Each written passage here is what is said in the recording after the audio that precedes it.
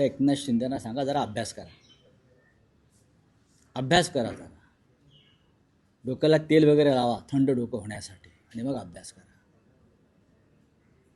परभणीमध्ये भारतीय जनता पक्षाचे 12 नगरसेवक मुसलमान आहेत, हे त्यांना माहिती आहे का?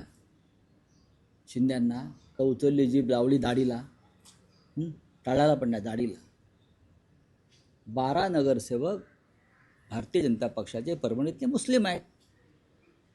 इतर ठिकाणी सुद्धा असंख्य मुस्लिम नगरसेवक आहेत. काय या देशामध्ये, या महाराष्ट्रामध्ये मराठी भाषिक मुस्लिम आहेत, ते काय घुसखोर नाहीत ना, मराठी भाषिक मुस्लिम आहेत.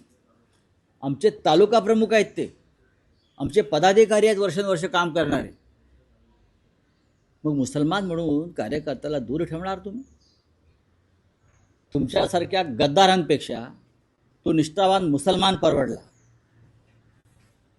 तुमच्यासारख्या बेईमान गद्दारांपेक्षा ज्याने ज्या ताटामध्ये खाल्लं तिथे तंगडी वर करणारे आहे सगळे लोक शिवसेने, त्यापेक्षा निष्ठावान शिवसैनिक आहे.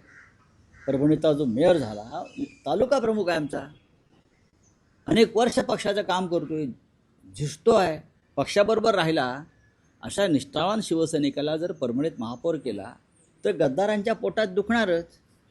तुम्ही का मुसलमानांना तिकडे दिले नाहीत का? दिलीत ना, भाजपने दिले नाहीत का? दिले ना सर्वत्र. या देशाचे सर्वोच्च न्यायालयाचे न्यायाधीश मुसलमान होतात, सरन्यायाधीश. मुंबई हायकोर्टामध्ये मुख्य न्यायाधीश मुस्लिम होतात.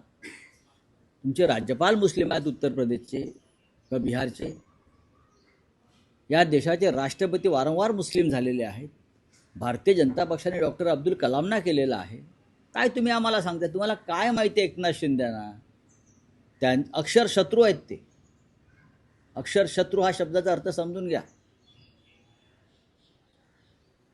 भारतीय जनता पक्षाला संधी मिळाली असते ना महापौर करण्याची परभणीत, तर त्या 12 मधलाच एखादा मुस्लिम नगरसेवक झाला असता, लक्षात ठेवा.